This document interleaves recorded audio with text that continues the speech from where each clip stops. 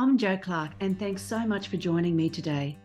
This is the Redefining Midlife podcast, a podcast designed for the 40-plus woman who is determined to challenge society's myths and beliefs around midlife. It's for the woman who is inspired and ready to define midlife her way.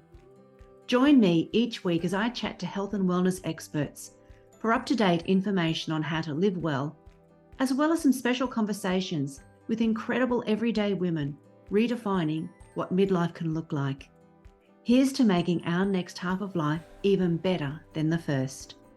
Before we get into today's episode, I just want to say that I hope you all had a wonderful Christmas celebrating with your friends and family. It's hard to believe that another Christmas has been and gone and that the new year is just literally around the corner. Now, I'd like to welcome you to the first of some special repeat episodes while I take a short break from podcast recording. Today, I'm going to be sharing an episode that builds on from a recent episode that I recorded about New Year's resolutions.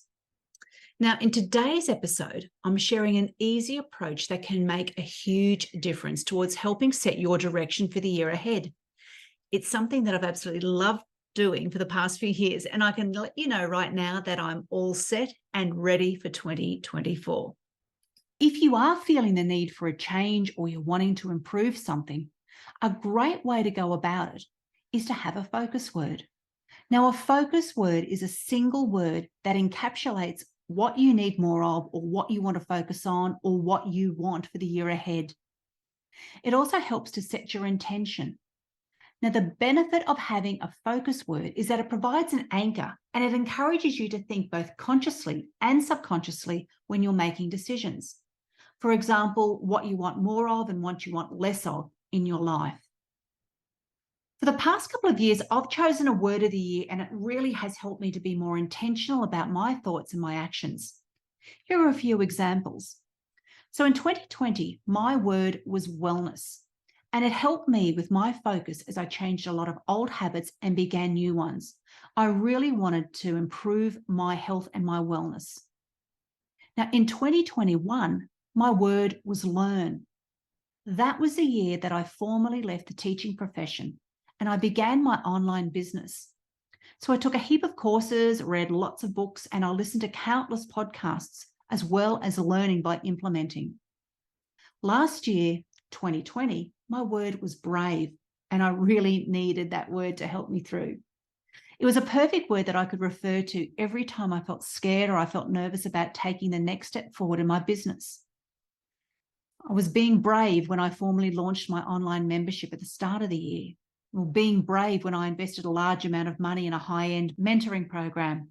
And of course, being brave when I launched my podcast, plus the countless other times in between when I put myself in so many new and uncomfortable situations.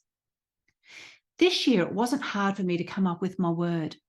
I've chosen the word growth. It's going to be the word that I'll continually refer to, and it's going to help me guide my thoughts and my decisions as I choose to grow personally and as I grow my business in 2023. Now, how you come up with your word of the year is entirely up to you. There are a few different ways that can help you choose a word. Sometimes a word will come into our mind straight away. We know exactly what we need in our lives. And sometimes we need to sit on it a bit. So if a word doesn't spring to mind straight away, then I've got a few simple questions to get you thinking. So consider how the past year has been. Like, what's something that you could do to improve? What could you do differently, or what could you keep working on? You could ask yourself or journal these questions. What isn't going so well in your life right now? What's a word that is the opposite or a more positive alternative to this? For example, if fear keeps on holding you back, then the alternative could be fearless or brave. Another question is, what do you want more of in your life? What do you want less of? But be sure to turn that word into a positive. Some people like to choose more than one word each year. There's no right or wrong. There are actually no rules. So you make up your own. Personally, I prefer to stick to one word. But if you do choose a word and partway through the year you want to change it or add another one or even modify it, then just do it. You might even find that you want to choose a new word each month or each quarter to focus on. Choosing a focus word or a word of the year can really help you to hone in on what you want more of in your life. It sets a great tone for the year ahead, and it also allows you to make decisions and choices that honour it. But it's not going to work if you just pick a word, do nothing with it, and then wonder why on earth nothing's changed. So to help you keep the word in the forefront of your mind, the key is to have you see it, to review it, to think about it, to feel it, to experience it, and to own it. All of those things as much as possible.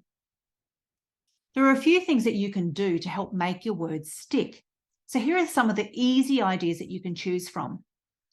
Firstly, you can define your focus word. So you might want to start with a dictionary definition, but then flesh it out further, what the word actually means to you and then why it's important to you.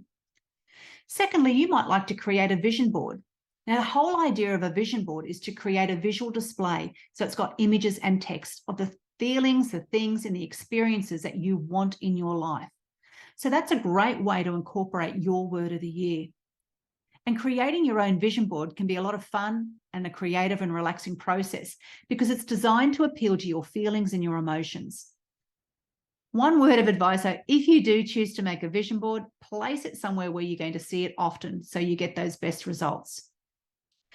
Thirdly, fill your senses with the theme of the word. Now, there are lots of different things that you can do here. You could compile a reading list of books, blogs, and online forums about your chosen word. That's a great way to expand your thinking and your knowledge on the subject. You could create a list of things that you want to watch. Now, this could include YouTube videos, documentaries, TV shows, or films that are related to your focus word. You could even compile some related quotes that include your word.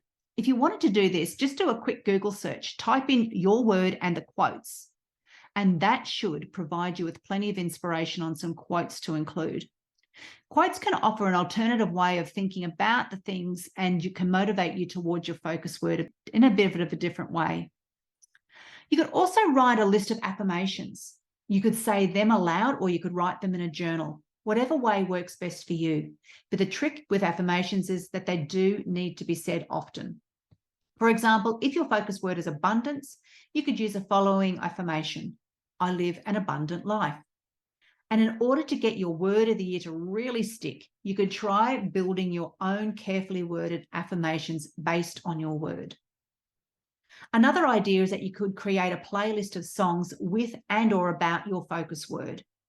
Now, this could really help to keep the inspiration going. One thing that I've seen somebody do is to wear their word of the year with some custom jewelry. Now, that could be a waistband or a bracelet. And that's a private, yet it's an effective way to keep your focus word in view for you. Now, a super easy way to keep your word in view is to make your screensaver inspiring. So your computer and your phone are great places to have your word feature. And you could also include some images that relate to your word. It's kind of like having, I suppose, a vision board at your disposal all the time. Having that word in other high traffic areas, and depending on your lifestyle, there might be places in your home, in your car, or your workspace that you could see often, and therefore that would make a great place to add your word of the year. Some of the places that you could see a few times a day, so for example, front of the fridge, or maybe the bathroom mirror. If you used a dry marker, you could do it there. You could have a coffee mug made with your word of the year. Same thing with a mouse pad. You could have a mouse pad made up. You could place it on a sticky note and have it beside your bedside table. You could have post-it notes on your computer or on the dashboard of your car. Lots of different ways when you really stop and think. Now, I hope the thought of having a word of the year has given you some inspiration and ideas. I'd really love to know if you've got a word in mind or if this is something that you do. If you're getting really stuck on coming up with a word, then I've got a list of 300 words that could definitely help you. If you want that, just send me a DM on Instagram or email me at jo@joclarkcoaching.com and I'll email that list to you.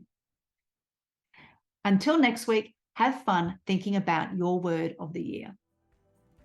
Thanks so much for listening and sharing your time with me today. I'd love you to hit subscribe on Apple Podcast or your favorite podcast app to keep spreading these empowering messages. Please share this podcast with other incredible midlife women in your world.